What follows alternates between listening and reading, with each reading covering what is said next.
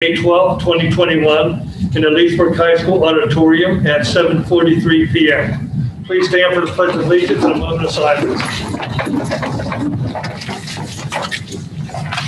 I pledge allegiance to the flag of the United States of America and to the republic for which it stands, one nation, under God, indivisible, with liberty and justice for all.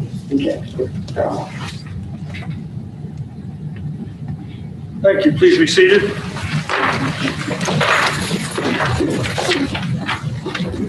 Mark, are we on? Thank you. Before we have roll call, I'd just like to make a couple of announcements. First of all, thank everybody for attending in person or else live streaming. And also just to tell you, this is the agenda setting meeting. And just to talk about the purpose again is to discuss the items on the agenda that we will be voting on in our next session, the voting session on the fourth Wednesday of the month. And also what we do is during the agenda setting session, any items that are time sensitive and need a vote, we do vote on them during the agenda setting meeting. That just gives you an idea. And also we hear the administrative report. That just gives you a general overview of what the agenda setting meeting is. Also, I'd like to announce that, during COVID, we were doing live streaming our sessions. Now with the easement on the restrictions and 50% capacity starting on May 17th for group meetings such as this, for board sessions, we will be terminating the live streaming sessions in the future with the next meeting. Everything will be, you'll have to be present here at the board's meeting, to hear the sessions and so forth. So that just gives you an idea of what's going on. With that said, I'd like to have roll call, please. Mr. Brady? Here. Mrs. Ettinger? Here. Ms. Ferlino? Mrs. Here. Knight? Here. Here. Mr. Lovelace? Here. Mrs. Lovelace? Here. Mr. Shea? Here. Ms. Stewart? Here. Ms. Thompson? Here. Ms. Moore, did you hear that Mrs. Ferlino was on the phone? Okay. Thank you. I'm sorry. Okay, thank you. Executive session was conducted prior to the public meeting at 6:30 p.m. on May 12, 2021 in the Leesburg High School Library to discuss personnel and legal matters. Are there any agenda items for the public No, sir. to be heard? Thank you. Our first discussion will be with Axis Architecture on the West Leesburg baseball field update. Okay. Good evening, everybody. Can you hear me all right? Yes. Yes, a couple updates. As we know, the football turf and track is a go. And we did have a brief meeting with the contractor 2 days ago to review the scope, make sure that everything that we had on our drawings is in their scope. That went very well. It seems that the contractor's ready to go and has everything in their proposal. And I believe they will be starting mobilizing on Monday. So that's good news. The other project, now that that's ready to go, is the West Leesburg baseball field. We had a meeting late last week with the administration and just reviewed essentially what is now in the scope for that project. So I'm just going to review that quickly. We broke it down into items that are going to be in the base bid, items that we're going to bid as alternates, and then finally items that are or will be completed by district personnel. So under base bid options or base bid items, we have the replacement of the infield mix, top 4 inches, and laser grade the field for proper drainage. We also have below grade under drain system for the infield, below grade under drain system for the outfield, a 6-inch French drain behind the backstop and along the base of the hill on both foul lines to keep the water from coming off those side hills and creating a water problem on the field. Also, we're extending the backstop 15 feet above where it is now to reduce foul balls going back to houses and cars and people and things of that nature. Also, new pitchers mound, home plate, and bases will be in the base bid. As far as the alternates, again, these will be part of the bid, but the contractors will give us a separate price, and we can, the board can then decide on whether they, based on the price, want that in or out of the project. So these include a new aluminum scorers platform that does have a cover on it. This is a portable item that will sit behind the backstop just for the scorer to run the scoreboard. New foul poles at each home run foul corner. A crush break warning track along the outfield fence. Mill and repave the existing parking lot. And then also an alternate to provide a completely new scoreboard with new electrical connection from the scoreboard to the scores platform and to the power source at the top of the building. Lastly, we're looking at putting an alternate into get a price for doing fencing from the foul, basically the foul line to the dugout on both sides to essentially enclose the entire field, just to keep people from taking ATVs on there or bikes or whatever. So that's, again, that'll be an alternate price. Items that the district has or will complete, the replacement of the stairs, the wooden stairs, they've already done that. Those turned out really well and much safer than the previous set. New concrete floors in both dugouts. That has not been completed yet, but is on Gino's list. A new 10-foot by 20-foot concrete pad to have the concession trailer on it. Demolition and disposal of the wood storage shed, that's already done. And then also a new concrete pad for a storage shed that would be purchased by the district. So that's essentially the breakdown of how we plan to put this out to bid. Certainly we can adjust that as you see fit. We did talk about the schedule. If everyone's on board with what we're talking about, again, it can change. We need to put this out to bid essentially next week to get the bids back in time for voting by the board so that construction can happen over the summer, let the grass grow in the fall, and then have it ready for next spring for the baseball season. Any questions on that?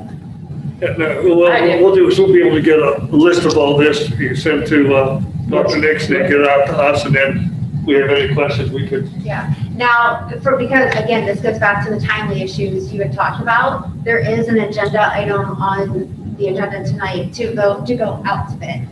If you want to delay that, we certainly can. It's about to get bidding on. Yeah, not to accept the bids, just to Right. go and get To get pricing on the bids. Well, I have a question on that. If we get bids on things that we know we don't need because we decided on something else, does it cost more to get more bids? No. No, If so it doesn't you're saying matter. if you're saying like the new foul poles, you don't want those, and really, we can still bid them. And there's no obligation to take that. Okay, because the one thing was the building for the scorekeeper or whatever, because we're gonna have the portable ones, like we won't need that from, whenever, you weren't here when Mr. Giminetti gave a report about some of the things that our guys have talked about. Right. So there's a little bit of discrepancies there. Well, we actually, when we met last week, we did talk about the Scores platform, but because it was in the original one that we had talked about, it wasn't gonna cost anything extra, we figured we'd just get a bid. Okay. So we knew what we were looking at, and if for some reason the board would choose to have a cover for the person taking score. Yeah, that's why it's an alternate and really not necessary, and that's why it's an alternate. All right. This will give us an idea of the scope of work and the dollar value of it. And the bidding doesn't cost us money. But That's what all I we'll do, wanted to be sure. We'll be able to determine the board to determine what needs to be done and how it will be done. No question. So the last part of the list you said was stuff that's going to be done? Is that what you said? The last part of the list were things, the last, Well, no, I thought there were 3 parts to this. Is Yeah, that what you're- she's referring to what our maintenance men are able to do. correct, and that was the last 5 items, the stairs, the concrete floors in the dugouts, the concrete pad for the concession stand, the demolition of the existing wood storage shed, and the 12 by 16 concrete pad for the new storage shed. He's not saying they're done. He's saying those are things that. Well, I didn't think that we were doing the dugout floors anymore. Well, this coach wants them. The last coach didn't. I thought the last coach did want them and this coach didn't. And I think it's reverse. But we could Because you said decide what, before that, because that's how he got that idea, because this guy wasn't here when he got that. Right, well, no. So the concrete dugout came, we were talking about those like a year ago, 2 years ago, when the Right. old coach was there. So it came back up when we all met together. Andre was in our meeting. He's saying, well, this coach does want them. It was the old coach who He didn't. wants cement floors on the dugout. I know that was in the idea before with Coach Obador. Again, I mean, it's not something that we have to have. Just because someone wants it, it doesn't mean we have to do it, so. I mean, I'm more Yeah, it's up to you concerned guys. with like spending money on getting the crushed brick and getting the drainage system and all that stuff than cement on the dugout floors, because there's already gravel there, so that, like, there's no issues in the dugouts. so what we could do is decide, and after we see all the pricing, then we as a board decide what needs to be done based on Andre's, discussions and with us reviewing And it. if we're gonna discuss a cement slab for concession stand, are we getting a new concession stand to put on it? Again, that's huge. Because if we're not going to, then why are we gonna waste money to do that? Well, we wouldn't do that unless we had the concession stand. So again, that's not something like we would bid in this project, because it's not a construction project. So the reference to that is when we were up there that day, like a year and a half, 2 years ago, like our wish list. So he's just simply saying, so if or when you get a new concession stand, it's something that we don't have to bid because we can do that in-house. Right. I think it's probably better to do it in-house that way. It can be done when that decision is made by the Right. same itself. Yeah, and those are decisions we need to make right now. So that would be priced and decided on down the road. Ms. Lovelace? Yeah, I have a couple questions. So there's something in the basement that you send out, and then we decide we don't want it. If it's in the basement, like the big amount, how does that work?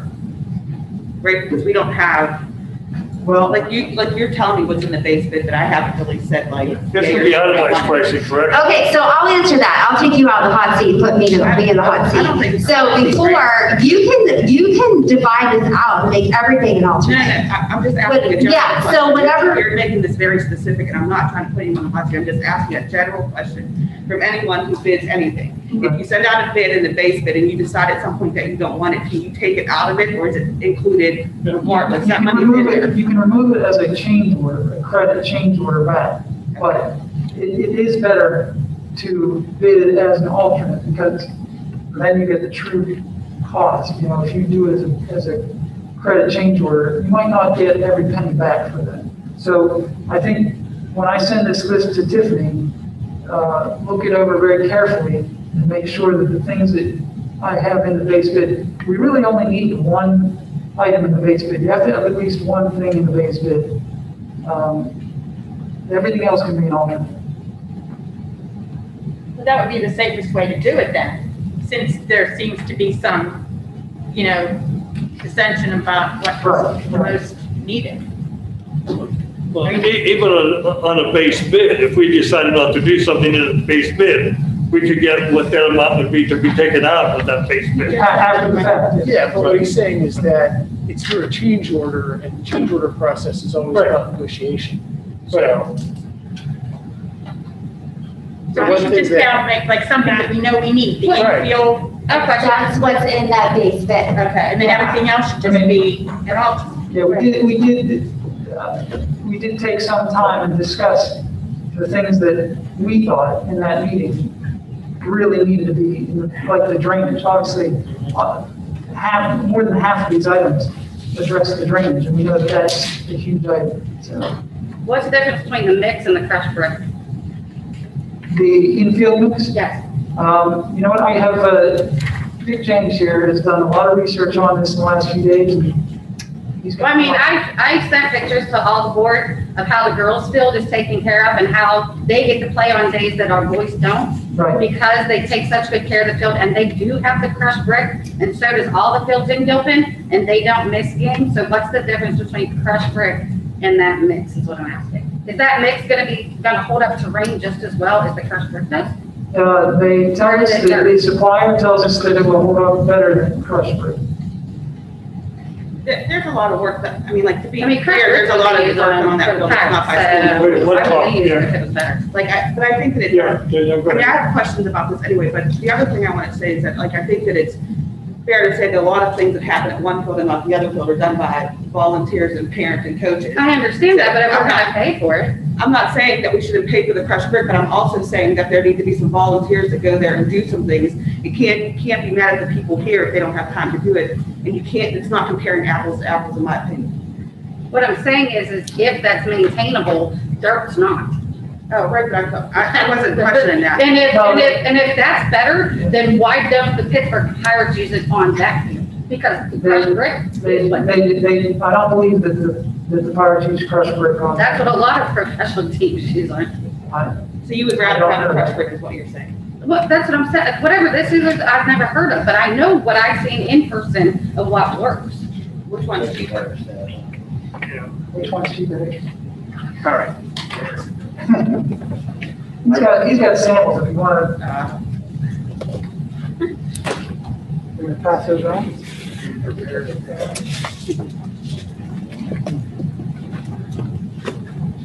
You gotta cut them up.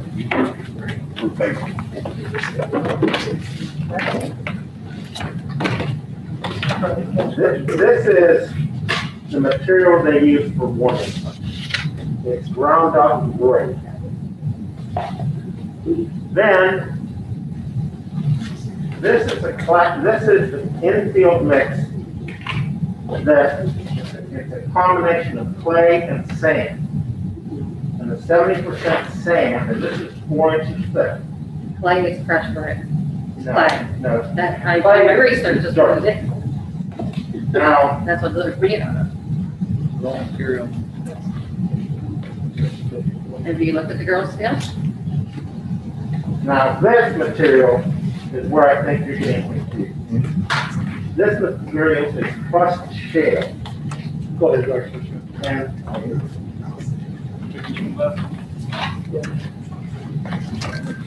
this is 4 inches thick. That's not it. And then they put this 1 inch thick, 1/8 inch thick on top of it. They have one material to use. All right. Well, there's another, well, you can mix this in there and mix it look red. But that's the difference. That's warning track.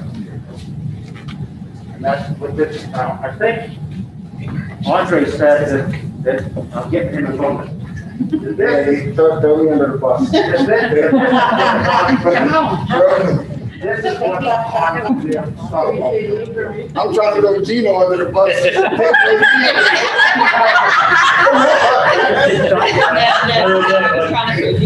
Agreed, doing the oil change. Yeah, I'm sitting trying to tell Gino to stand up and say something.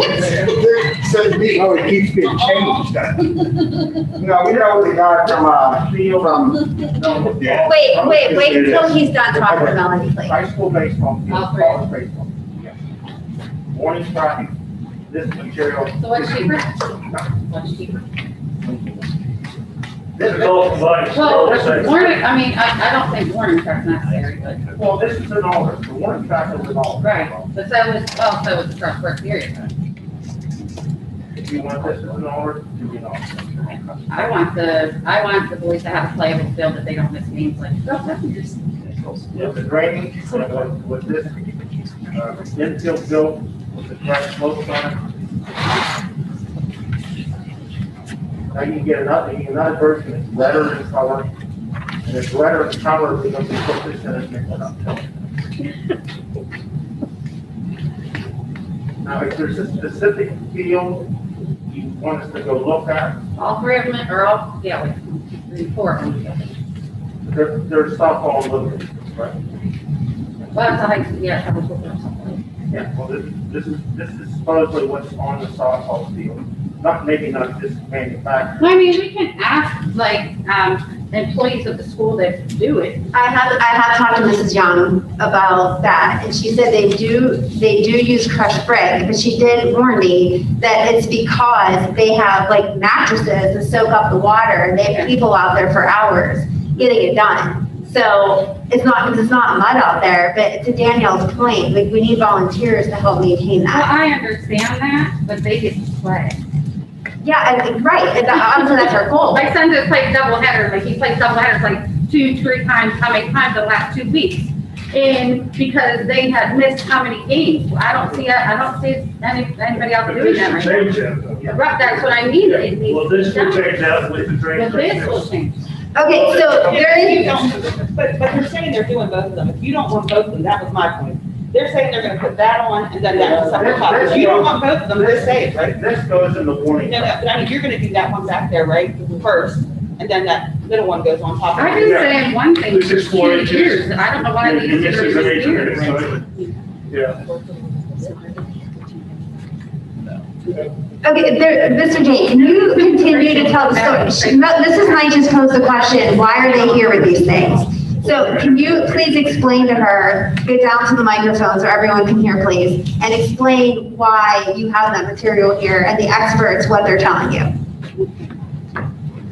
I think that would be very beneficial to hear, like, what experts are saying. Not that, We keep stressing experts for a reason. I'm sorry, what? We keep stressing that word for a reason. Yeah, because, yes, I mean, I know that I know we played, I know I've seen the film, I know what happened, and I know how it turned out. But I also know that our boys have missed a ton of games, so we need something that's gonna, But they're trying to give you something, and you keep on arguing about what I'm trying- is here out and different. nobody asked for 3 things, I asked You know for what? one. We have engineers here. I asked for one thing and they We have gave 3. engineers that are Quiet, trying to tell us what to do. please. Please. You're telling us something what is here. It's not hearsay. Well, you don't know. Our girls play on it, it's not hearsay. One person here to explain to us what was going on. All I understand that Gilbert has this, and Gilbert has that, but you'll fit, and here's here. Do you, if you trust Let's me? move on. They're getting us pricing on what it is. It's supposed to solve the problems of the field. Okay. And we're getting it. Okay. Thank you.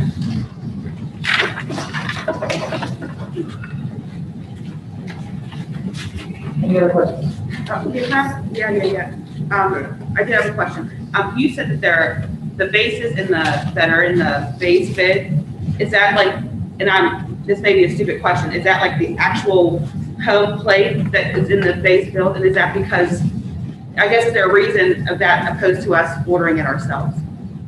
Is it like how they put it in that changes that? No, I mean, you can certainly order No, these. we don't need to, I'm just.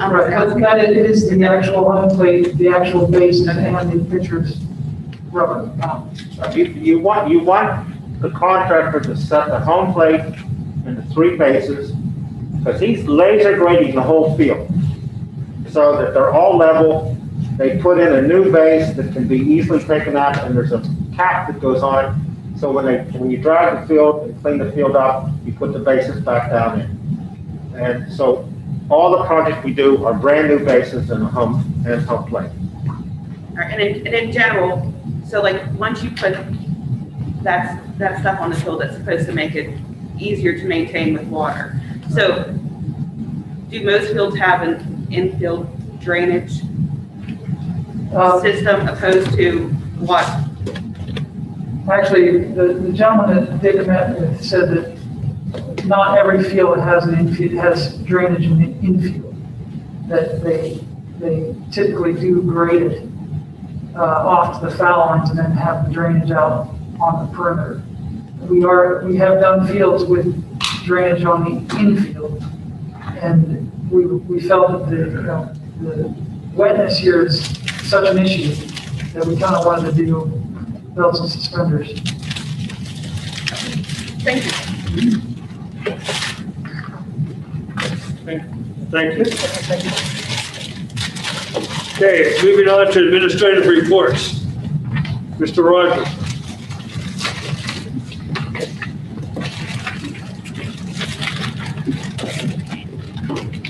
Thank you. First of all, I just wanted to thank the board for our discussion earlier in regards to personnel. We really appreciate having that discussion with you guys. This past weekend, prom was held. It went wonderful. Ms. Nepshield and Ms. Perroff did a tremendous job along with the students getting the stage prepared for Grand March. They made the best of a bad situation and it went extremely well. Graduation plans are coming together. Going to continue to have graduation drive-in, and student council is taking charge of the parade of graduates this year. And they have already started going along that, so I want to thank Ms. Barley and student council for stepping up and being in charge of that. Because with Ms. Mondale and Ms. Hebrank taking care of graduation, it would be too much, and student council is going to take care of the parade, and that's something that everybody seemed to really enjoy last year, and we wanted to continue to do that again this year. State testing for us begins on Monday. We are very unique in the fact that being a 6 through 12 building, we have 3 levels of PSSA and also Keystone exams. So we will be starting that next week. We wanted to give our classes the most time to prepare, so that's why we pushed it towards the last couple weeks of school. We're anxiously anticipating our students taking those and giving their best effort as well. A little bit of good news. Ms. Ferretti's classes will be doing the flags around the cemeteries again this year. I was fortunate enough to take part in that last year, and it was tremendous. It's something that they do each year, and they plan on doing it again this year, so I look forward to helping with that as well. That's all I have for this evening, so thank you very much. Any questions? Dr. Keeler?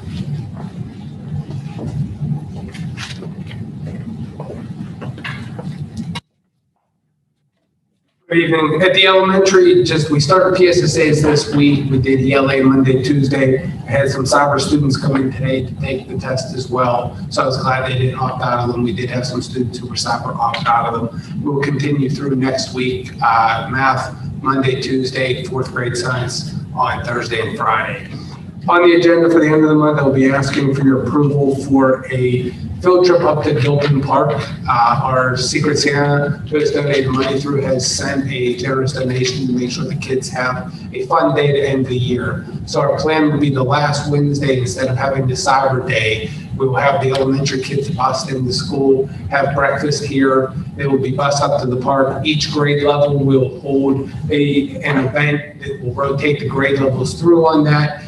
We're gonna have kind of ice up there to do that. The cafeteria will have a picnic lunch with hot dogs and chips and drinks for them on there as we go through. And it's just one of those things that hopefully we're getting them back to being kids again while they're at school and kick off the end of this crazy year with that. So you'll see that on there. We did send approvals out with that so that all the kids get t-shirts, through T's and Tops that are gonna all be paid for through that donation with that. So we went ahead with getting the documents started with that part. Next Wednesday, May 19th, we have our kindergarten screening. We have 35 of the 36 slots scheduled at this time. Right now we have 36 registered for kindergarten. We're hoping the number increases as we go through the summer with that. The students will come in on Wednesdays. We have the teachers who will be helping out, going with videos and some recorded lessons for the kids who will be home that day. It saves us from bringing 6 or 7 subs in on that day to bring the kindergartners in as we go through that. Upcoming events on June 3rd, we are going to have a kindergarten as well as a pre-K graduation in here. We're not going to let parents in. We're going to live stream it, and then we will also video it so that we can post it on our website. Thought it was just something neat we could do for our kindergartners and pre-K, since they lost that last year as they go through, and working with the PTA right now also for the 5th graders, since they've lost out a couple of times on that. And I've been asked, and I'm hoping that maybe by next year, if things open back up, you'll see on the agenda for approval to get those kids back to Gettysburg with that. I've been asked multiple times by the kids that started raising that, so we gotta wait till things open up on there. Other than that, are there any questions or anything at the elementary? I have one. There's no way to get any parents in here to watch their kids. Well, we started with it, and they started questioning with it, but with multiple families and having some multiple people tried to get in. We didn't know for sure what the number is going to be when we planned this. It still wasn't eased up yet. So I did hold it at, we're just going to do it through the teachers that we can do that. It'll be recorded that they can go through.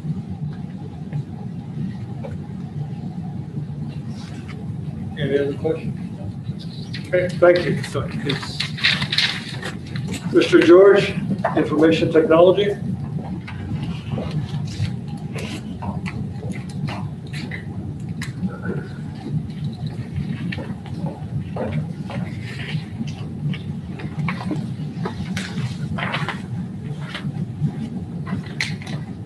Hello, just a real short walkthrough going on.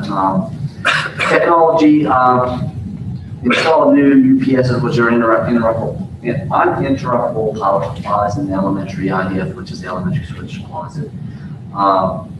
Also, when it comes to switches, the high school, as far as redoing the pass cables, making them a little neater, and it's just more cosmetic when I leave, so it just looks a little nicer. So we're spending some time doing that. We had an issue with our email archiver. It was still under warranty. They sent us a new one, and working. That's all configured and up and running now. So happy that should last another 5 years or so. Google obviously made some changes to the email server, which affected our email filter, which is the email coming into the district, which is scanned and checked. Every piece of email that comes into the district. So we were having some employees were saying that, why didn't I get this? Why did this go into my spam? So I've been working with EdgeWave on that. And I think we're good. This week, I think we were pretty good. And so I think we got that, we got those changes made to the email filter upon what Google, the changes that Google actually made. PIMS, since the last time we talked, the bus evacuation has been up with the ACS assignment is good to go. Career readiness is uploaded. Course instructor, course enroll is up there and accepted and ready to roll as far as PIMS goes. A couple of big ones will be school safety, special ed exit, and end of year graduation student files. Getting all that data out there and correctly for June. That's all I have. Thank you. Any questions? All right, thank you. Mrs. Rupert, Special Education. I'll introduce her since it's the first time you're meeting her. This is Sharon Rupert. She's our interim special ed director, filling in for Mrs. Sue Ferris, who left us about a month ago. Just to give you some background, or you can give your own background, just if you want to give a little bit of experience, just so they get to know you. I worked for Westmoreland Intermediate Unit for 42 years. I was a teacher of the emotionally disturbed, the learning disabled, variety of other roles before I became a supervisor of special education. I was in the Kiski Area School District for 8 years as their supervisor of special education through the Westmoreland Intermediate Unit. My last 2 years before I retired were in the area of early intervention. So after being retired for 8 years, it's kind of interesting to get back into the saddle and start to work with children and teachers again. And it's been quite enjoyable. Since I have been here, as you know, we had the compliance monitoring done in the school district in March. So I've been working on the corrective action plan to take care of any of the citations that were brought to our attention. There really weren't any major ones. Most of it is correctable through professional development, dealing with paperwork. We need to look at some parent trainings, that type of thing, but to be perfectly honest, that is rather difficult to do in-house parent trainings during the COVID situation, but a plan will be developed to improve that. So since I have been here, the teachers and I have been working on trying to take care of some of the systemic errors that were being made. And the teachers are being very receptive to doing that. Also, we need some safety care training, so we're scheduling that right before school starts in August. there are between 8 and 9 professionals that meet that training. Just within the last couple of days, we received our special education data report. It's always 1 year behind, so it's 2019 to 2020. So last year, we were looking at Leechburg having 18.2% of their students in special education. The vast majority of those were in the category of learning disability, approximately 44% of those. But I have the report. If you're interested in looking at it, I can provide that for you. The rest of the time is we're basically looking at finishing up evaluation reports, reevaluation reports, IEPs for next year, getting all of those types of things taken care of and wrapped up for the conclusion of the school year. Do you have any questions for me? Okay, thank you. Thank you. Mr. Geminetti from the maintenance part. Good evening. First, I'd like to let everybody know that all the school's elevators have passed the 3-year state inspections. For the remainder of my time, I'd like to address West Leechburg ball field a little bit. I'm currently planning on pouring concrete in both dugouts sometime in June after school's completed. Also, I'm planning on pouring concrete for the concession trailer and possibly a scorekeeper's area. Lastly, I will be changing the placement of the new scoreboard to right field behind the fence line. That's where it was suggested to put it from the experts. Anyone have any questions for me? But we're still maintaining the disinfecting and sanitizing. We're still spraying every day. Every day's a full concession. Yes, we are. Thank you. Gina, just one thing. Sure. As far as the concrete, then we better make sure that that's all clear as to who doesn't want it. I can't do anything until the season's over. Anyway, if there's any change in that, let me know. Yeah. You know, I'd be glad to throw gravel in there. Gina, to hold off on those projects, mine is for the, are you putting the concrete where the shed's going, the new shed that we're getting? Or that's I what you said wasn't that told doesn't about a need? shed yet. I have no idea about that. There was talk about it, but there was nothing concrete. That there was going to be a shed bought. Yeah, you I'm have going to pour the it. concrete for the trailer. That's Yeah, no, we're not there yet. No. I'm Okay. glad you said that, Well, because we will like I said, talk I'm about not that. until after school's Yeah. out anyway. I can't, we don't have time. I thought we talked about a shed though. Yeah, that's why I was surprised you said that, because we did talk about a shed and whenever we met. No, we're talking about a little metal shed that we're going Yeah. to replace the one. No, that's still on. Yeah, so No, we're. I thought you were talking about what Mr. Collins was Oh, for talking the about. Oh, yeah, no. Yeah, the shed, yeah, the shed, the storage Oh, shed no, is that's definitely still go. happening. Oh, okay, that's not part of this project, it's something totally different. Okay. Okay, thank you. Is Ms. Wampus here? Nothing that says Ms. Wampus? Oh, Ms. Watkins Smith is not here, I'm sorry. Okay. She's not. Mr. Carter, Athletic Director? Hello, everybody. Okay, so a couple of things that I wanted to start off, I guess, on a positive note is both our baseball and our softball teams have made it to the playoffs. So that's definitely a great thing. Our softball team, I guess it's 34 years in a row that they've made it to the playoffs. And this year they've actually tied for section co-champs in the division. So that's definitely a good thing. I guess games will be starting next week at some time, so I will be posting that online so everybody does know whenever they will be playing and everything. Physicals. The physicals have to be done after June 1st. We have those scheduled right now for June 3rd, which is a Thursday. starting at 8 in the morning with Dr. Kubis here in the nurse's office. So that's when we will be doing the physicals. On the other note, a couple of things that are actually on the agenda right now under athletics.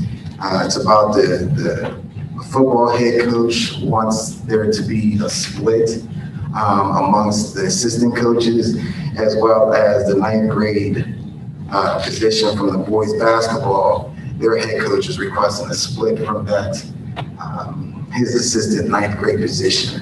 So I just wanted to basically talk about that and see if I can get some help from you guys on that.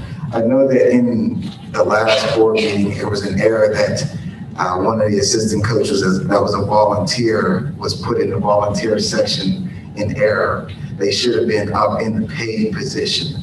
So what the coach, I guess, was told that he could do is, as long as he splits his 3 positions evenly, he can have 4 coaches, but he's splitting the compensation amongst them evenly. So that's what he is looking to do as far as the football goes. As far as basketball goes, we are recommending that the 3rd coach be added only if there's 18 players. So right now, this past year, I think the boys basketball team had 14 or 15, so they would not have qualified to have that 3rd position. But in the event that they do, I guess that's where I kind of need your guidance. How do we classify them now before the season and then add them after the season? Do we call them volunteers now and then add them after the season once we see how many players they have as paid positions, or how do we do that? Do you mean for the 9th grade team, and you need 18? So not just the 9th grade, so the total varsity team, total players from 9th through 12. Okay, so So to make it 18 3rd players grade, total. then would that make a JV? The 9th grade would be, So right now, how it is we have a head coach, an assistant coach. That's all that's allocated every year. So if there was 18 players, there will be that 3rd coach added at that point. And that's the position that, I guess, in the past, coach has been adding that 3rd position automatically every year. Because typically they have more than 14 players like they did this past year. Yeah, there was a number, and I forget what that number is. We'll have to find out, like, whenever we have to add an additional coach, because it's just like a span of control.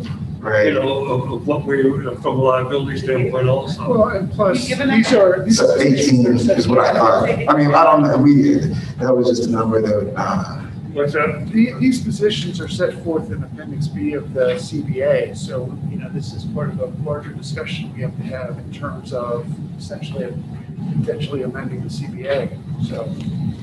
Also for splitting the salaries, correct? Yeah, I mean, well, that, and plus there's, I mean, the position itself, there's an enumeration of positions. Obviously, if you want to add volunteer positions, it's no big deal, but I mean, anything else that's going to change that structure, that's a discussion that we have to have with the LEA. I'm sorry, Brett, I don't know what you said. Oh, I was just saying, so in your collective bargaining agreement, it has an Appendix B, all the supplemental contracts, how many there are for each team, and the budget amounts. So if we're going to change it up, we're going to add one based on the threshold. You know, that's a discussion that we're going to have as part of that larger process with the LEA. So.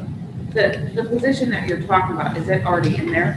Oh, It's already in there. I mean, it looks like there's.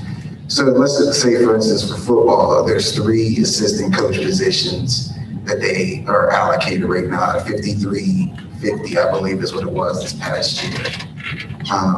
What he would like to do is, instead of having 3 coaches at that price, he wants to have 4 coaches and split that total $16,000 amongst all 4 of them evenly, as opposed to having 3 paid positions. He wants. And that might be fine, it's just we're gonna have to do an MOU. That's all. It looks like right now, so for basketball, There's 2 varsity, and I don't know if this is mislabeled, but it looks like there's 2 varsity head coaches. One might be girls, but I think it might be mislabeled. No. It's not. There's 2 boys varsity head coaches and 2 assistant head coaches. So there should be a boys head coach, boys assistant coach. Same thing with girls. And then, so the girls typically aren't going to have 18 players, but I think the boys do, so they have a 9th grade coach added to that, I believe. I'm not sure 100%. Do you know how many 8th grade boys played basketball last year? I don't know off the top of my head. I know we only lost 2 boys on varsity, and then we'll have the 8th grade coming up too. We did have 14, so that took it down to 12. But how many 8th graders do we have coming out? So I did have a conversation with Coach already, and that's basically what he said too. That this year he believed that it was due to COVID that the numbers were low, but typically they are higher. And he mentioned the same thing that they didn't have many seniors graduating, and they were having, I guess at his open gyms, he's having a lot of players, but obviously that's not written in stone just because they're coming to open gyms that they're gonna play. But he did say that he believes that he's gonna have, his numbers will be back up to where they are, this year. But at this point, how do we don't know that, so how do we classify those coaches? Do we classify them as volunteers now? And then once we see there's 18 or whatever that number is, once we see there's that number of players, do we then at the next board meeting move them up to paid positions and then make it retro, or? I don't know if you can make it retro if the number wasn't there, but it has to be prorated, I think. I mean, it depends on when you designate them as paid positions. This is hard, it's hard to hear here. I'm sorry. No, it's not your fault. When you read the number of coaches, so in that CBA, it says that there are three assistant coach positions for football. Is that correct? That's right. And then for each individual basketball team, whether it's boys or girls, how many coaches do they get in that CBA? Yeah, I mean, it's strange because I don't know if they just didn't label everybody at the particular grade level. Maybe there's a JV coach. It says oh no, I'm sorry. No, it's clear. I was reading baseball as basketball. So basketball has a varsity head, a varsity assistant, and then there's a boys 9th grade, a boys 7th and 8th grade, and another boys 7th and 8th grade coach. And then for girls, a varsity head coach, a varsity assistant, 7th and 8th grade girls, 7th and 8th grade coach. But that doesn't have any numbers? It does have numbers. It's just, Like numbers of students or players? Oh, no. Based on- No. It's the salary number. Okay. So I think the most important thing, going through the Title IX audit year after year, is putting that number there, kind of make sure we're doing things the right way by not giving the boys more coaches than the girls. If we say at 18 kids, we need to hire another coach because of safety and supervision of the kids, that makes the most sense. Whereas if we just have the boys having more coaches than the girls do, just because they're boys versus girls, that's an issue. So if we put a number there, if the boys or whoever has 18 kids or more out, that would then dictate us having another coach because of safety and supervision. So I thought we had a number there before. I thought we did have a number. We did, we just don't have the number. Andre and I just talked, and I just picked for my years of coaching and his years of coaching, we picked 18, thought that was a solid number to. Well, we had talked about this in past years, and there is a number, but we don't know off the top of our head what that number is. Right. It's somewhere in our past meeting minutes or something. So we'll know once it gets looked up. That's what You're saying you would have to do an MOU if you do Yeah, I mean, if you're gonna actually make a change to the number of positions or make a change to how many people the stipends are split between or anything like that, you would want to do an MOU since it's a matter that's covered by your CBA. If we just put a number in there, it's applicable to boys, girls, and to all the sports. that takes us out of having to change all the numbers of the coaches, correct or not? So what you probably, because in there, and Russ, I don't want to speak for you, on the boys' side, there's a head coach, an assistant coach, and a ninth grade coach. On the girls' side, there is no ninth grade coach in there. For whatever reason, years ago when that was done, the girls did not have a ninth. So the MOU, Ms. Lovelace, would probably be to add the ninth grade girls as needed. So if Andre's the coach and he recruits the heck out of it, and he gets 19 girls out, then they would then have a third coach as well. Whereas with the boys typically have that over 18, but we just don't want to say the boys automatically get that extra coach because that just doesn't look good. I'm fine with that. I'm all about boys and girls being equal, but I'm saying, I understood Russ saying that if you put a number on that, that has to be an MOU as well. If you're now putting a stipulation on it from that. I mean, So I there think has to be an MOU regardless if you want to put a number, correct? Yeah, I think that if we're gonna add another position at this 18 student trigger, that would take care of in the future having to add more positions. It's just that I think that if you're doing that, that should be an MOU.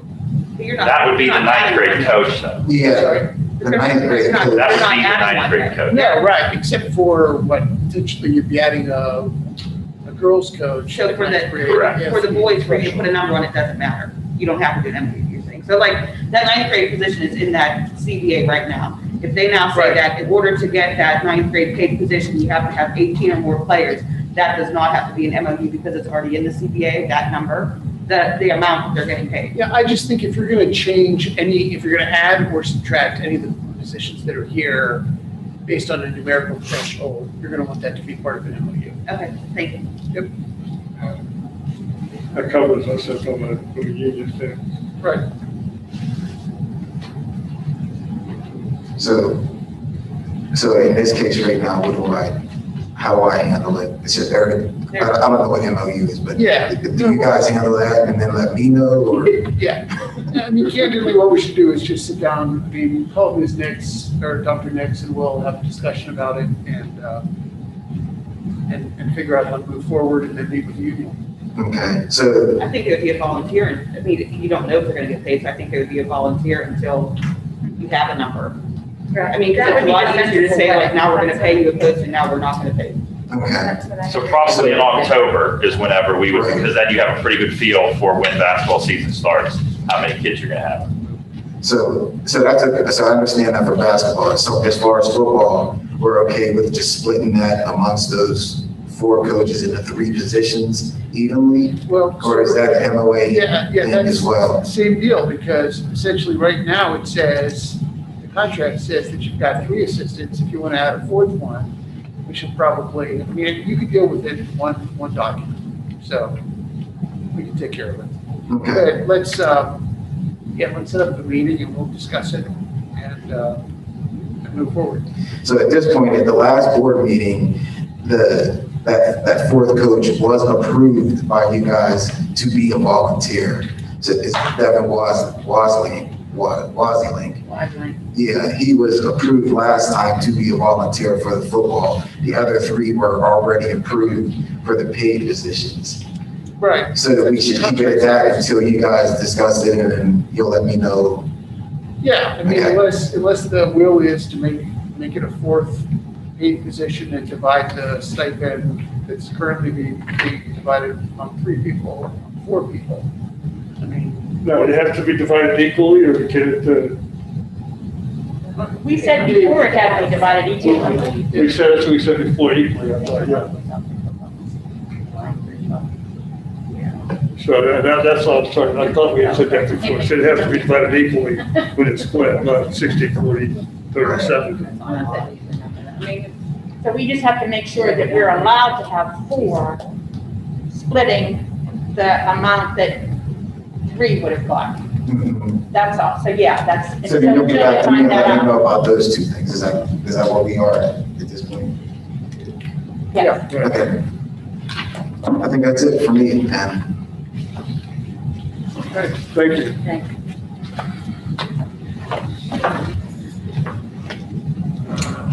Business report, Mr. Kirsch.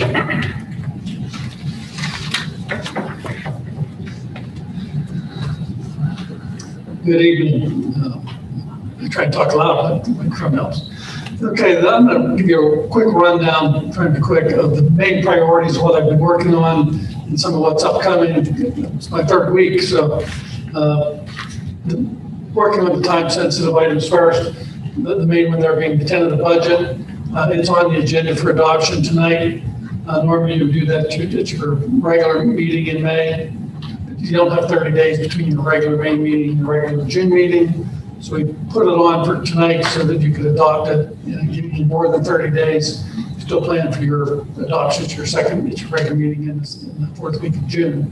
The only thing I've done with the budget is convert the data that Dina Turner had presented to you in April. I converted it onto the PDE form, the Pennsylvania Department of Education form. That's the form we're mandated to post to make available to the public for the 30 days. The revenues, expenditures should be exact.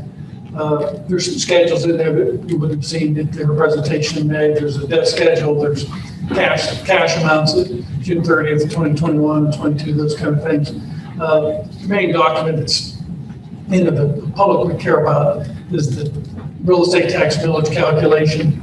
And it's near what numbers she had projected for the millage rates back in April.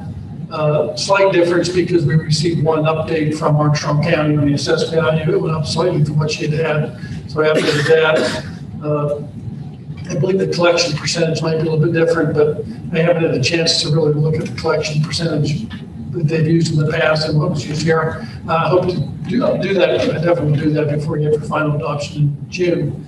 In talking to Mrs. Turner, she said the message or the consensus of the board was that not only no tax increase other than the rebalancing that's required by the school code.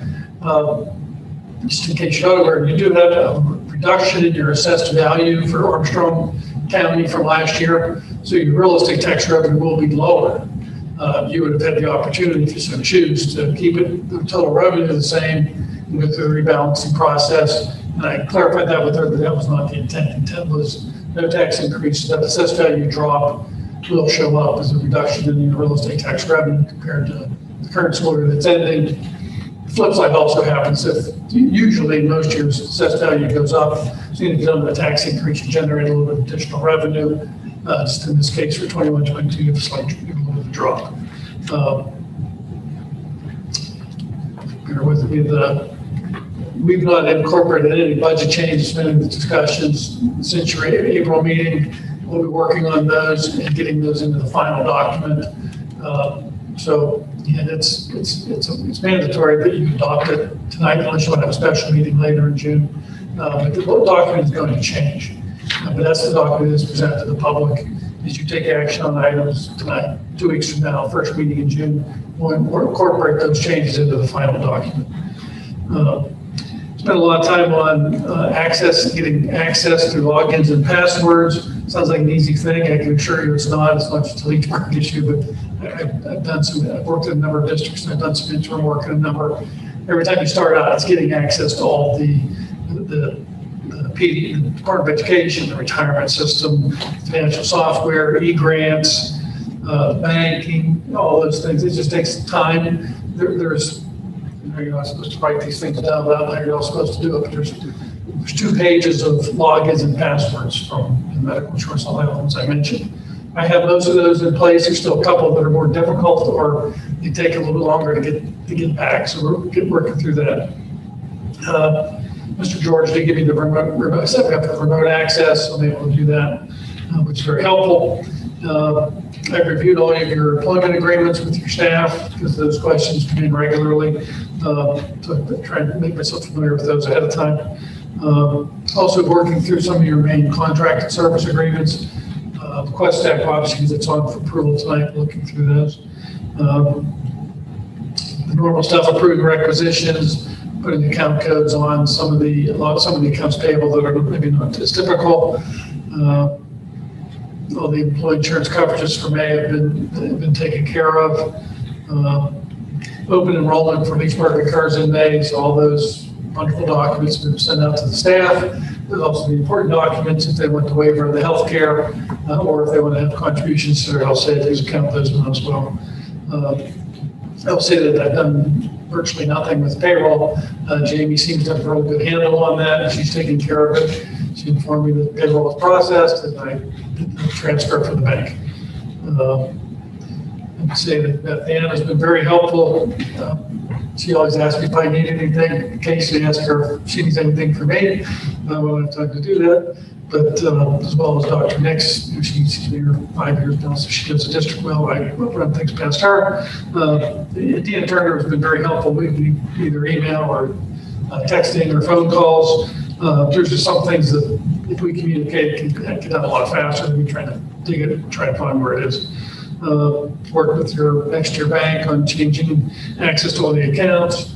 The SNE agency has been very helpful with any questions relating to healthcare, open enrollment, the waiver, all of those other things.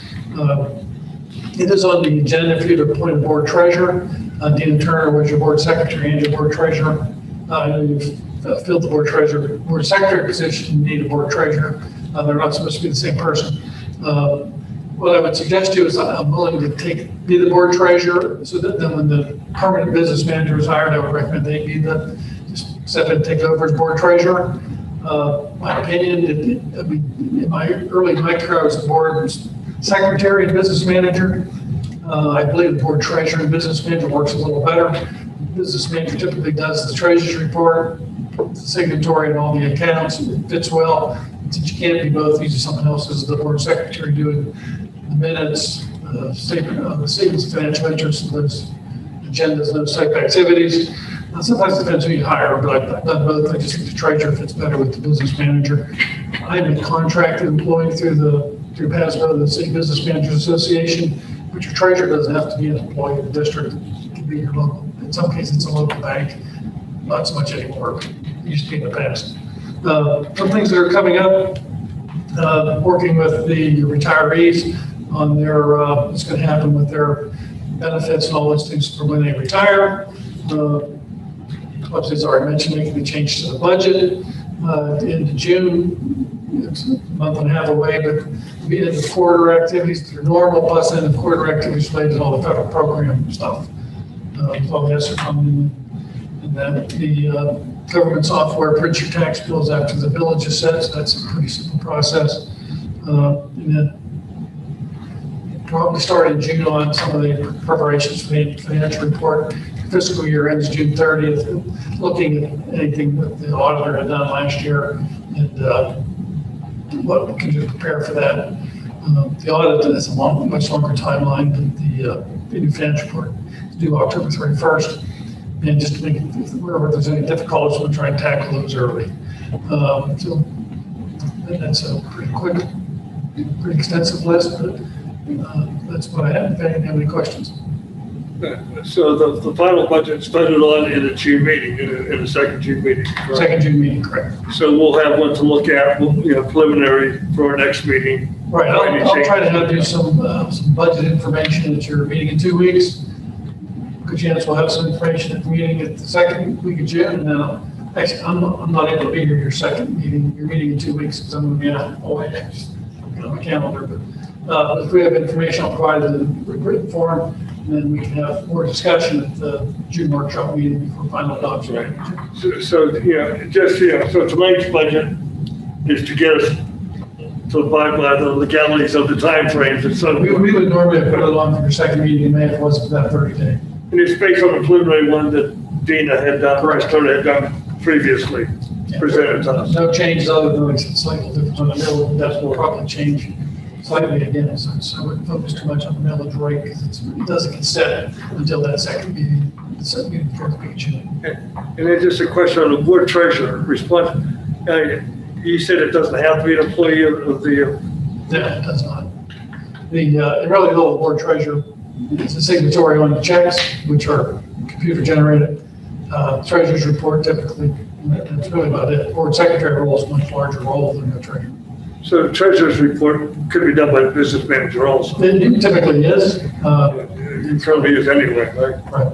Even if your board treasurer, somebody else, the business manager, would like to still do the treasurer's report from the financial software. It's a signatory thing. Right.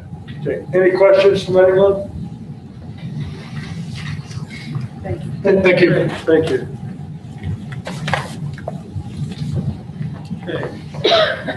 Under personnel, Yes, I'll take that. So the summer teaching positions, as we've been talking about for months now, we wanted to do both an elementary and secondary learning loss program over the summer. Due to lack of applicants at the high school, we will just be proceeding with that for elementary. At this point, we have 8 elementary teachers that have applied for the position. This coming week, I'll be working with Dr. Keebler to put our student interest and our teacher interest together. And we will be approving, I'll be asking you to approve the summer teachers at the end of May. So we can assure they have ample prep time and clarification from Dr. Keebler on expectations. So that will be at our next meeting. Andre already discussed 6.2 with the supplemental positions for coaching. And also it would fall under athletics for volunteers for the elementary program for boys basketball. 6.4 Director of Technology Agreement. This is for Mr. George. Mrs. Turner had worked with him to come up at his own will and agreement to continue to work with the district, just to transition any new employees who would have his job responsibilities, particularly the inner workings of our technology, PINs, and transportation are the 3 things that I'm most concerned about. So he's graciously agreed to, as needed, not every day, and he has quite a retirement agenda he wants to fulfill. So based on his schedule, he's willing to come back and help us, just transition and teach us.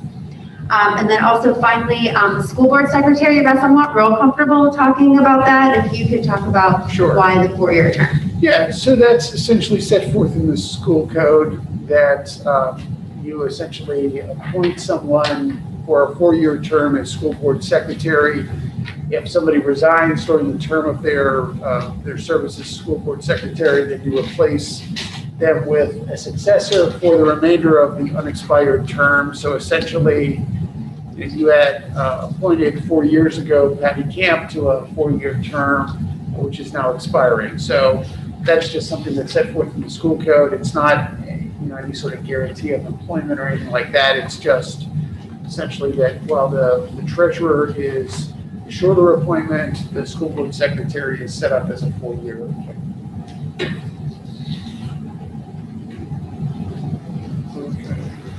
and that's something that we'll have to determine for the next meeting. Okay, under budget and finance. That's me as well. So there's a Meraki letter of collaborative agreement, and Meraki is a place, it's an education facility within our own district boundaries that we have an agreement with. I believe it's over in the old Allegheny Loan offices. So we do agree to work with them every year. I know we provide food for them and also services, and then also we do have students that are placed there. Dale, do you want to just step up to the microphone? We're going to tag team some of these. 7.2, the PSBA Insurance Trust, Mr. Kirsch will be discussing. Yeah, the PSBA Bucks program, Veteran Unemployment Compensation, has been around for decades, and they manage the unemployment compensation for the district. They do it for not all the districts, but most of them. They're experts and specialists in those. They participate in the hearings. Anytime we have a separation of service, you notify them, so they're alerted to be on the lookout for claims. But yeah, it's an annual renewal. He's also going to be covering 7.3 governmental software services. Yeah, that's the company. I know when I worked in Armstrong School District, that was the company we used to, they work with Armstrong County, and they print the tax bills, they're pre-labeled, pre-posted, all that stuff to get them out quickly after the millage is set. I don't know if they moved the Westmoreland County, Westgate-Park or not, I'm not sure. I haven't seen their agreement, I haven't read through theirs yet, but I will because that'll be time sensitive here in about a month. Okay, the 7.4, casting of the ballots for the Lenape Technical School proposed budget. I know that was in your packet that you received. I will defer any questions that you may have to Mr. Shea or Mr. Lovelace and their expertise with Lenape and their budget meetings, if anybody has any questions. 7.5 is Quest Tech Educational and Technology Management Service Agreement. That's the gentleman who spoke with you at the last meeting, and that is on for the agreement tonight for a vote. And the reason why that's on for tonight for a vote is due to the fact that it's very timely in order to find the perfect candidate to come to Leechburg. And that's why it's on for tonight. Great Point Resource Director of Special Education. This is the company that we use for our psychological and special education director services. As we know, our current person who's fulfilling the agreement selected employment elsewhere, and this is where Bruce's been kind enough to fill in. So this agreement is $10,000 less than this current year's agreement. I renegotiated it. So that would be for next year, and as soon as that's approved, we'll interview for a new candidate. Aaron gets teacher consortium membership. I actually was not going to recommend that we do this again. It's just so you know, so IU, to give you a background, the IU runs a program to give lessons and certify people to become subs. This year, we had 0 subs from the guest consortium. Now they're coming in at the end of the year for next year. So now I am recommending that we move forward with it because we need as many subs as we can, and it's just one avenue. And they actually work with we use ESS for our sub services. Aaron's the one that does the training. I don't know why, that's just what they do, but Aaron wanted to handle it in Armstrong County. So I am recommending that we continue with that. This will be our 3rd year, I believe, using their services. And this year it was not effective, last year it was, and fingers crossed, it's effective for next year as well. Your substitute service contract, I don't believe you can do the emergency certificates. That's why the district does it, or you using it. And then Aaron facilitates that. The proposed 21-22 tentative general operating budget, that would be Mr. Kirsch, which I believe you've already touched upon. And then the purchase of the laptop switches, interactive panels, and the ESSER grant. You just need to do an official vote that we're using ESSER funds for that technology equipment. We talked about that in the past meeting where we're getting money in the grants for that. So we just need to make a formal approval on that. And then Strawbridge, I think that's the next one I gotta get. We are gonna place that with your permission on the agenda for next meeting for a vote to approve Mrs. Flick's recommendation. And then finally, a 7-11, the 2021 PACE School Extended Year Program. The reason why that's on late is simply because we got it in the mail just yesterday. So we wanted to get it on for a vote because we do have a student that's impacted by that. So we wanted to make sure that we were covering all our bases for that child. Okay, thank you. Under use of facilities request, we'll be voting on one for Ian Coyle for Semper Gratis on the shuffle, a 5K and a 1 mile family fun walk in West Leechburg. They'll use for overflow parking, and that is on July 10th. Also, then under field trip requests, there are 3. One by Dr. Nix for the elementary gifted students to the Kiski Valley Water Pollution Authority in Allegheny Township. May 25th, Jacob Rochek Memorial Day Parade in downtown Leechburg on May 31st, which the one time they had canceled, and I think they just reinitiated it to happen again this past week. And Dr. Keebler for the elementary students for a Gilpin Park Field Day on June 2nd. Under fundraising requests, we have none. Curriculum, update on summer school applications, which we'll be voting on, and kindergarten through 5th grade English language arts series for the 2021 through 2026 school years. We'll be voting on that for the curriculum.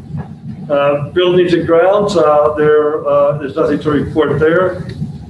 Under athletics, we'll be discussing or voting on assistant football head coach for split compensation, which Mr. Carter discussed this evening. Yeah, that'll be based on, both of those will be based on the new MOU. What's that? I'll talk with Russ and Mrs. Osborne about the MOU, so that might need to hold off until June.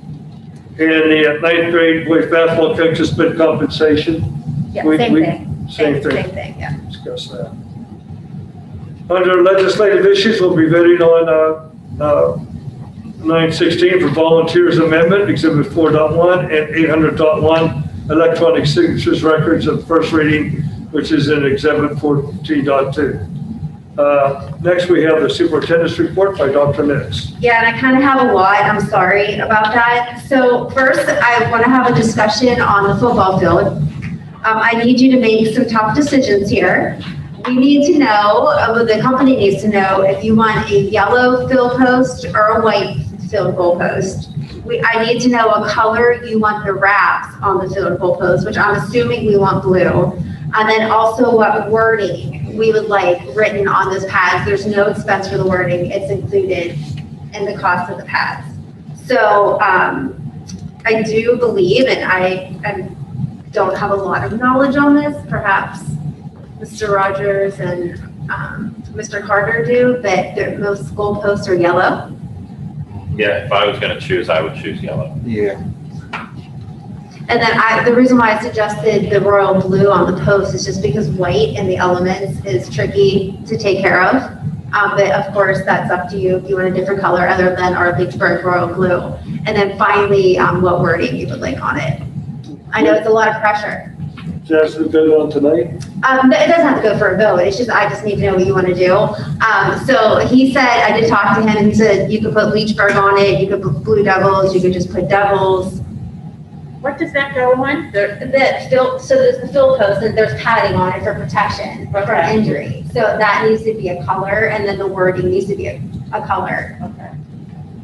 Okay. Yeah. Yeah, that's a patch around the bottom from the ground that goes up to the crossbar. So I think the blue makes sense. Right. And it says everybody agrees with me versus the white. Yeah. And then as far as the word, I mean, I know that we are Blue Devils by heart and by soul, and that's, anybody that's going to school here, which many of us have. But I feel that because it's the community football field, it should be Leechburg. That's my opinion. I just think it's just because other people are going to use that field, like the Lancers or whatever. That was why for the middle of the field, I thought the L was better than the Devil, just because of the whole community outlook. So I would say Leechburg, even though, my heart says Blue Devils, I just think logic. No, it's a sports complement, which is a good point to be made, to match the yellow from the center of Leechburg down the side. I agree with that. Comment from I anyone? think, Leechburg sounds good because it brands our field in our town. Yeah. Anyone else? I like Blue Devils. That's my personal opinion. I think, I guess my question was, I would like to see it, because I think it just seems like it's a lot going down a post. I mean, maybe, I didn't count, maybe Blue Devils is the same amount, but, I like Blue Devils. I at least want Because I think too, if you're gonna use the field, you know that you're using someone else's field. And the L tells you you're in Lynchburg. What we could do is we vote on that next meeting. Yeah, but it's just, I don't think it has to be an official. What's, Rocky and Teresa? All you guys need to do is give some instruction to the contractor, so that's what he's looking for. So we don't need a board. No, let's hear what everybody has to say and sort of just Do you go. want to do what we could do is a vote right now, just a straw vote on people? Sure. They need to know. Yeah, I thought the contractors needed to know right away. Yeah, I don't think we can wait on They this. need to know. Okay. It's a lot of pressure, I know. Okay, the two, Well, so did they say whether or not each pad has to have the same thing? No, it doesn't, they're Yeah. customizable, we can say whatever we want to. Oh, then there you go. Oh, yeah, it's like one, and so say one thing, the other, do the Yeah, there you other. go, one Blue Okay. Devils, one Leechburg. That'll work. There's a does that work? Yeah, because One end to Blue Devils, one end to I don't Leechburg? know, is that how it usually happens, usually have different things? I don't know, I'm just asking. Mr. Rogers, what do you think, or Mrs. Carter? Well, I mean, I'm thinking what Danielle's thinking. It's probably 8 foot high is my guess. That's a lot of letters in a small area. So like Leechburg or Blue Devils. I mean, my original thought was just Devils going down. Because they're gonna be big letters and you're gonna be able to read them. But I can't think that I've ever noticed whether a team has like Leechburg on one side, Blue Devils on the other. I mean, that's a unique idea. Maybe, it's just not something you generally look at when you go to them. Does the lettering go down? Correct. I guess, because it wouldn't wrap, yeah. It would go down. Bigger letters. Yeah, You could do blue on Well, one, stuff on the other. How about I will ask him if they can whip up a picture real quick. I can't promise that because I don't know how long it takes to make those renderings. But I can ask him his professional opinion on is Leechburg too long, is Blue Devils too long? Because I don't know. I don't have an answer. I can't even Yeah, if you conceptualize could it. get that, and you could send it to all the board members, we could vote, and send it in. Like, Now, we all agree for yellow goal posts Yeah, and for blue pads. yeah. Okay, we'll start with that and then I'll ask him and then I'll email you guys tomorrow. What about LASD? I mean, for your school district. If we can't, if it's like not gonna fit, just Leechburg or Blue Devils. What about the pads are already blue and just write devils in white? You can't get blue pads. Yeah, the public. Oh, yeah, oh, I see what you're saying. Yeah, And then it's devil, and then the letters are bigger. Well, that, and then we have the L in the middle for the. I don't know, that's just a Yeah. So blue pads with white devils, and then the L in the middle, so that would be for Lynchburg. I don't know, I'm torn. Well, What else? we'll see if they can do a Yeah, drawing. I'll ask them. I'll We'll call see if they them. can do a drawing, and then we'll send it out, and we'll do a vote on it. I know, it's tough. I told you, it's tough decisions tonight. Okay, so now that that's out of the way, moving on. So we have a wonderful opportunity there is a program that school districts in Indiana County use, and it's called Evergreen. It is completely free to us. It's through 21st Century Learning Grant that Evergreen and Mrs. Monk from the IU will write for us. So what it is an after-school program. They have some of their own services. For example, our meal count will go up because we'll be providing snacks to them, which is a great thing. So we provide that. They provide their own teachers and paraprofessionals, but they're open to our staff first. We don't pay a dime for it. We don't manage the money for it. We don't manage the people.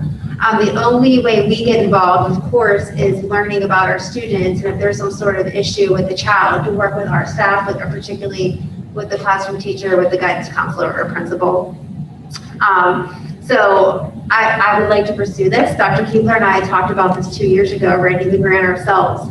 But it's so overwhelming to do. And when they want to get into Armstrong County, and they picked our district to do it. And the only thing they need from us is the space. We would give that to them for free, of course. And with our class size is shrinking, we now have the space to do that, whereas in the past we didn't, which was a concern of ours. So I think it's a wonderful opportunity to offer it to our students. It's for any student, K to 12, who wants to stay after school to do it. It could be students who don't necessarily even need help, students who don't have anybody at home, and they would just be better off here, like getting some extra, science lessons or whatever the case may be, whatever activity they have planned for the day. I've talked to different programs, and it was going to cost our parents money or our district money, which wasn't a good fit for us. So I think it's a no-brainer to offer the service. And I've asked questions like, well, do they need X amount of students or X amount of staff? And they do it based on community need. They'll send us a survey for our parents just to see if they'd be interested in it. So I think it's great just to bring one more level of service into our students. It's after school, it's after teacher time. It does not impede on anything that we're doing or they would be doing instructionally.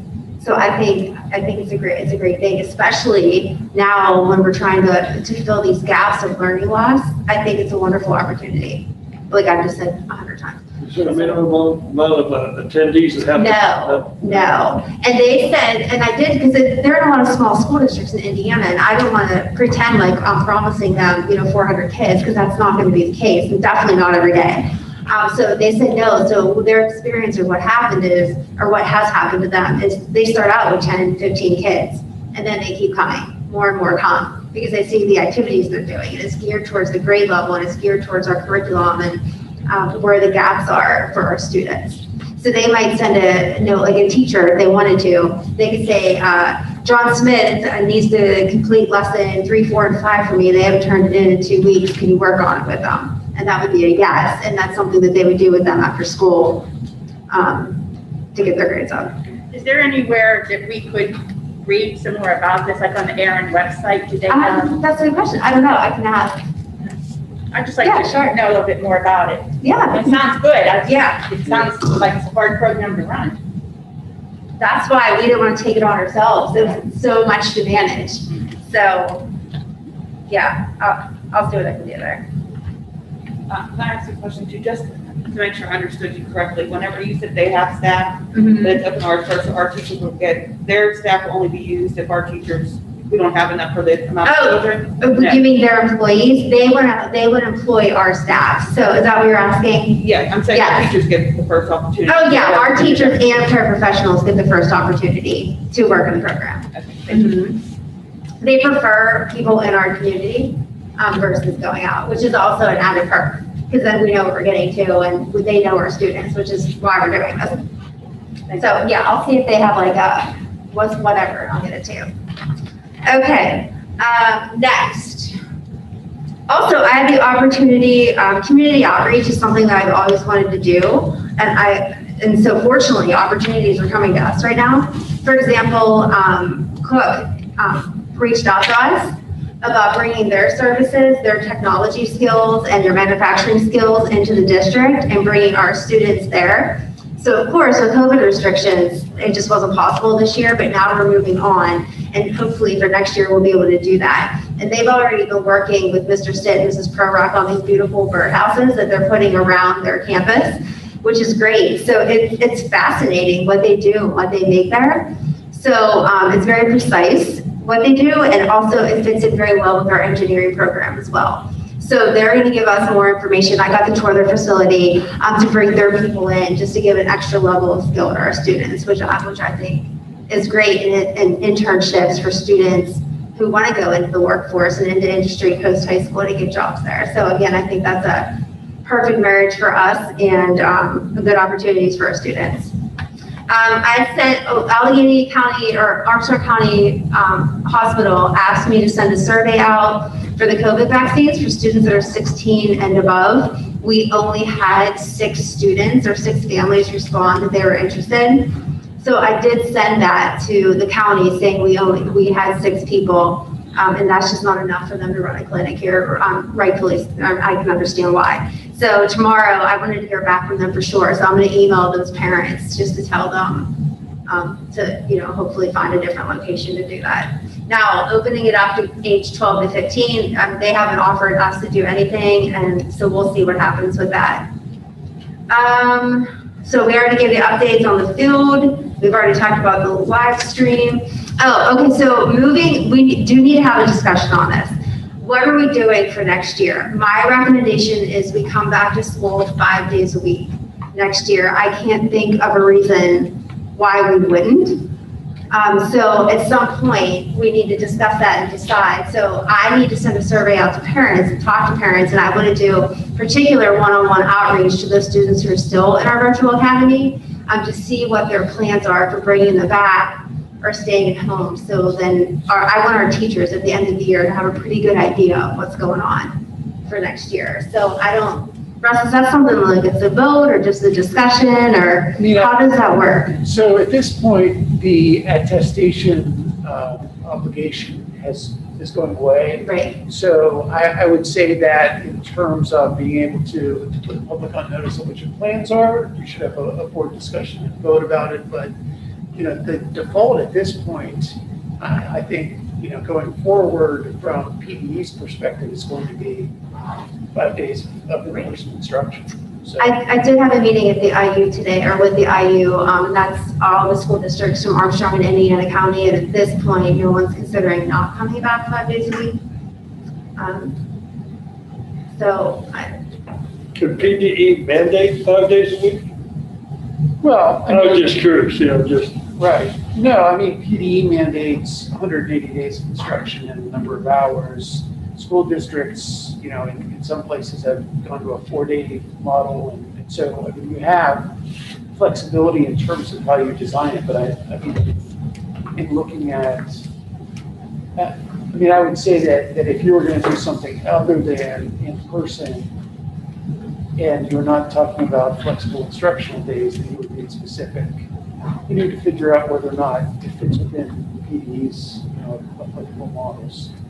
And to Russ's point, we are approved for FIDS, flexible instruction days through 2023, and we have 5 of them. So this year, we have not used those days because there's so much flexibility on our Wednesdays. We did use them for our snow days though, and I think we had, if memory serves me correctly, we had 3 of them. So we'll continue to use that model. I mean, that's kind of what they're designed for, moving into the future. So I don't know, I guess I'm asking, like, do you want data from me? Like, what do you need to help make a decision on 5 days? Now, I don't even know what you're thinking. I don't know if maybe you wanted to continue with Wednesdays, or if I would just assume we are going back to 5 days.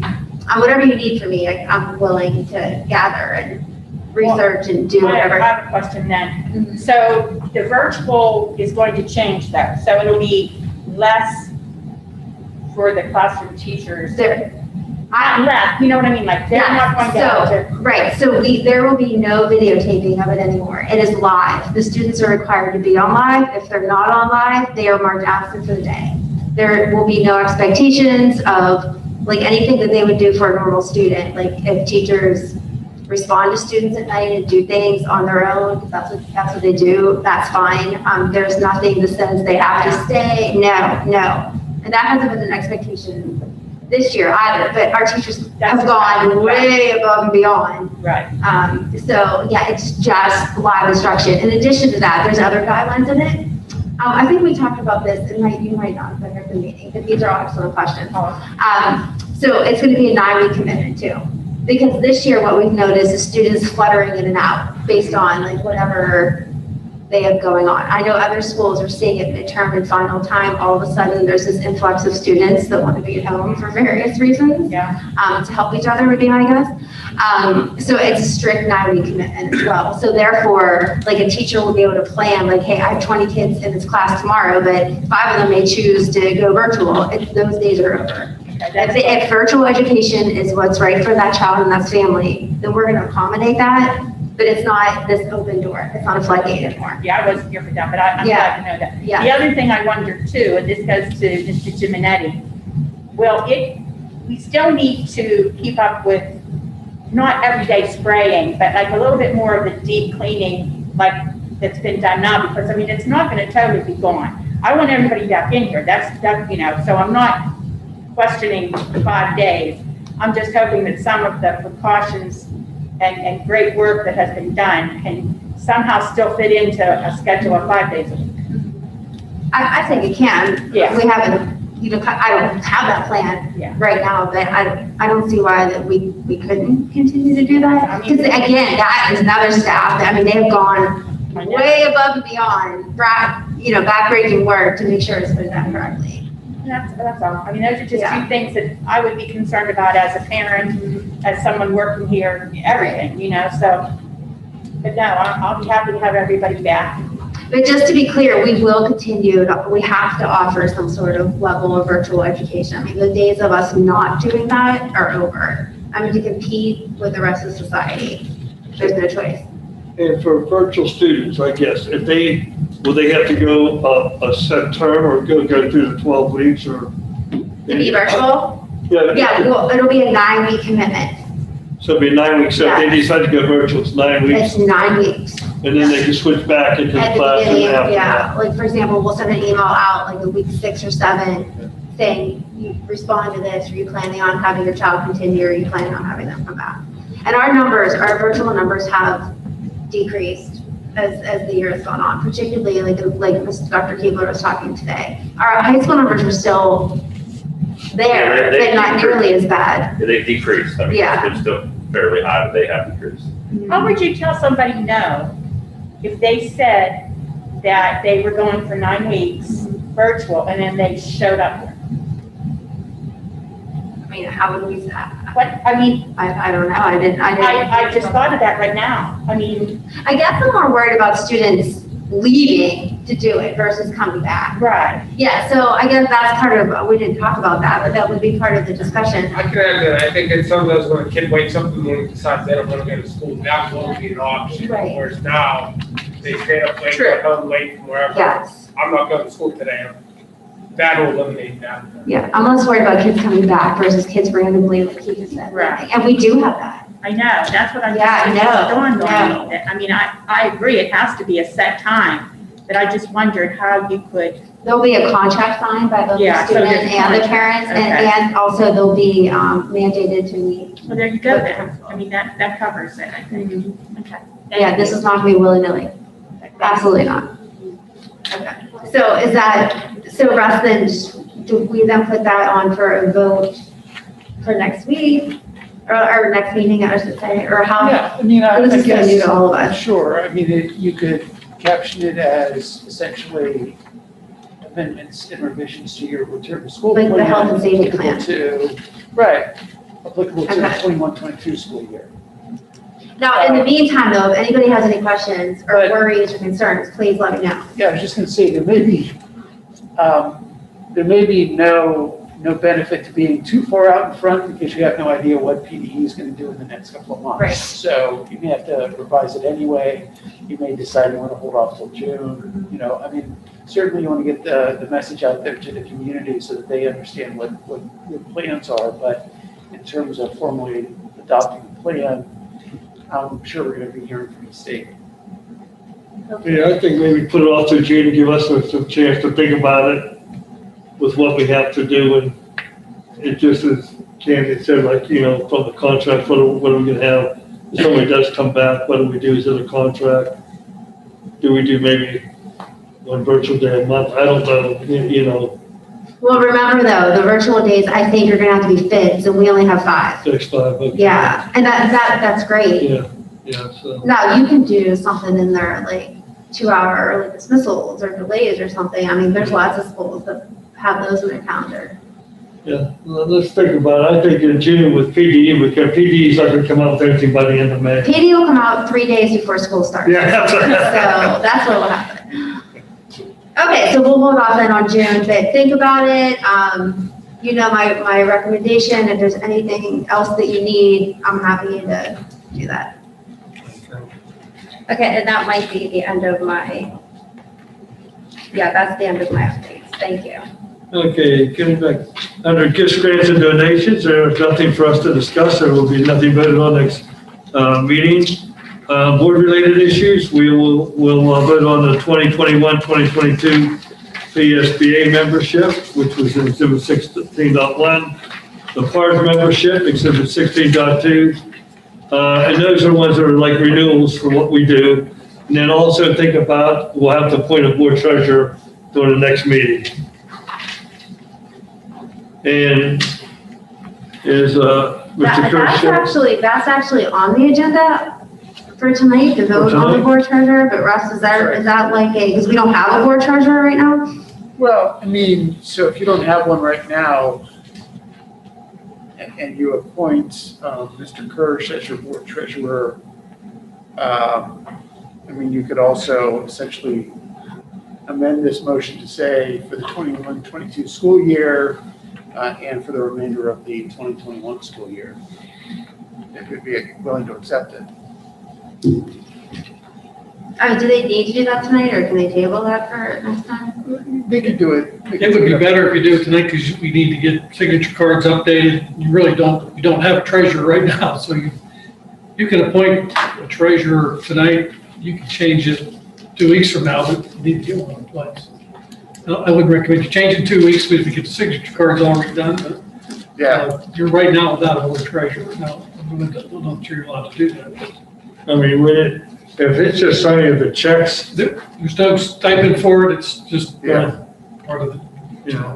I'm around, I can sign them, I don't, Well, it's all electronic, nothing. All electronic, I mean, You have to go in, you have to log in, you have to learn how to do all that. Well, I mean, anybody can do it. Is there any reason not to adopt motion C1 tonight? And put Mr. Kirsch's name in and we could modify the motion to include. I would recommend you go ahead and appoint me to do it, and if you change it, you want to think about it, appoint somebody else later. That sounds good, I think. And so whenever someone makes that motion, we'll just amend it to also include the balance of the 2021 school year.